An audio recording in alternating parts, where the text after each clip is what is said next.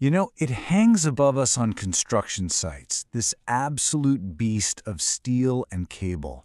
And then it's gliding silently along tracks in a hospital room. It's the hoist. And most of us, we probably think of it as a pretty simple machine. You know, a hook, a chain, a motor. But that simplicity, it's a complete disguise. Because the hoist is one of the most critical, high-stakes, and surprisingly complex pieces of tech that is secretly shaping our entire world, from the skyscrapers we build to the very lives we care for. So, let's uncover its secrets. And the stakes just could not be higher.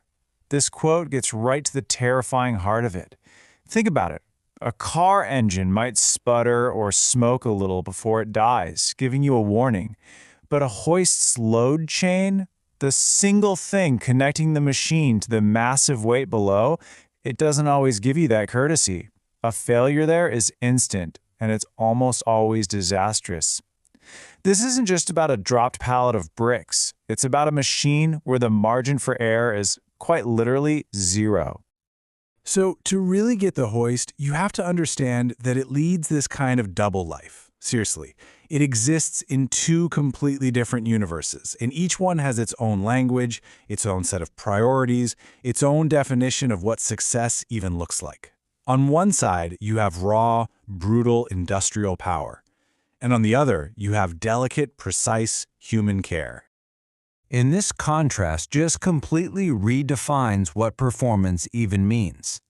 In heavy industry, a good hoist is all about lifting the most, as fast as possible, for as long as possible. It's a workhorse, pure and simple, judged by its brute strength. But you jump over to healthcare and the metrics are a world apart. A patient lift is judged on its precision, its absolute non-negotiable safety, and its ability to provide comfort and dignity to a person. It's not about lifting more, it's about lifting better. And this visual just says it all, doesn't it? It shows how these two worlds connect. You see the patient lift, this incredible tool of compassion, and you realize it's built on the same fundamental technology that lifts steel beams into the sky. It's the same principle, just applied with two totally different philosophies. One is about conquering gravity for commerce, and the other is about defying it for care. So, here's the crucial point. In a hospital or a care facility, that hoist is an absolutely essential piece of ergonomic equipment. You see, manual patient lifting is one of the biggest causes of back injuries and other musculoskeletal disorders for healthcare staff. We're talking career-ending injuries. And study after study has shown that using the right equipment, especially ceiling-mounted lifts, just dramatically reduces the physical strain on caregivers. It keeps them safe, and it makes the whole process so much safer and more comfortable for the patient. Okay, so let's try to put a number on that. We know ceiling lifts are better for the caregiver, but how much better, really? Take a look at this question. How much more force do you think a caregiver has to use to move a floor-based lift versus a ceiling-mounted one? Are we talking twice as much? 5 times? Or is it a staggering 10 times more force? What do you think? Yeah, the answer is C. It's actually 10 times. Some research shows that pushing and pulling a floor-based lift, especially over something like carpet, can require up to 10 times more physical force from the caregiver.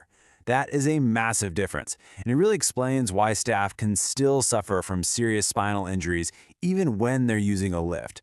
It's a pretty stark reminder of why choosing the right tool is just so critical. All right, so whether we're talking about lifting steel beams or lifting a person, the hoist has to be reliable. But what happens when it's not? Let's pop the hood for a minute and look at the anatomy of a failure, because understanding why a hoist breaks is the absolute key to preventing it from ever happening in the first place. At its core, you can almost think of a hoist like a body. The motor, that's its heart. It's the powerhouse that turns electrical energy into the raw mechanical force you need to lift something. That steady hum you hear is the sound of pure power. But the control system, well, that's the nervous system. It's the brain that takes the simple push of a button and translates it into a precise, coordinated action. So, a classic failure is motor overheating.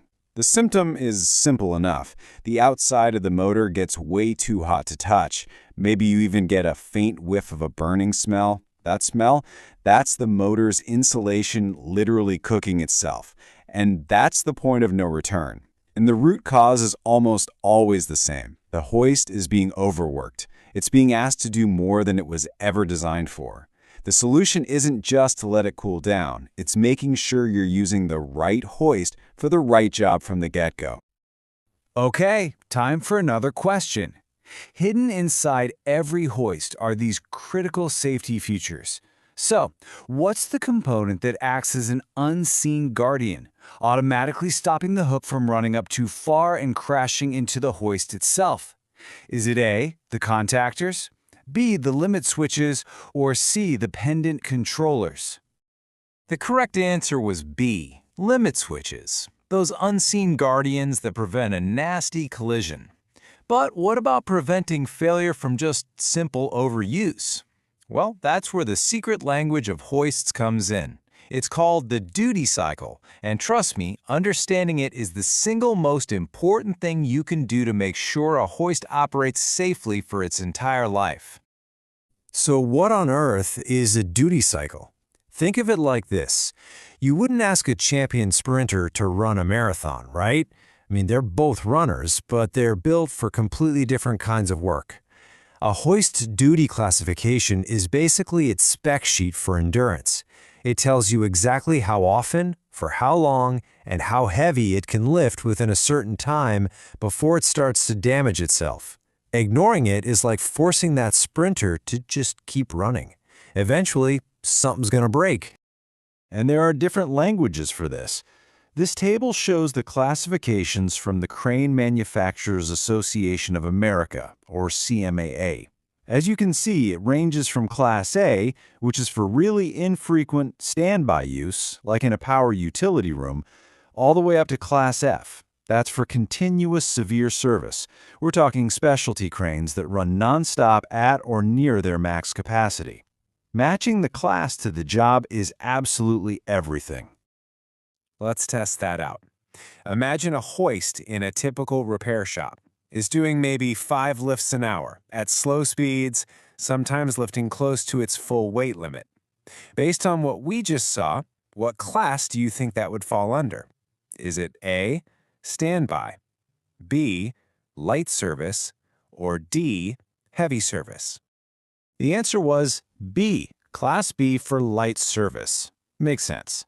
Now, for a bit of real insider knowledge. We mentioned the CMAA, which sets standards for the whole crane system. But which organization focuses specifically on the hoist part of the equation here in the US and Canada? Is it the European body, FEM, the international one, ISO, or the American-based HMI? And the correct answer is C, the Hoist Manufacturers Institute, or HMI. Knowing all these acronyms, CMAA, HMI, FEM, it's kind of like being part of the club. But this industry is not standing still. The simple hoist is evolving into something way more sophisticated, something intelligent. The future of lifting? It's already here. So what does that future look like? Well, automation is a huge part of it. We're talking about intelligent controls that can set programmable lift heights, use advanced braking to get rid of human error. Then there's IoT integration. That means the hoist can actually talk to the site manager, sharing real-time data so you can predict maintenance needs.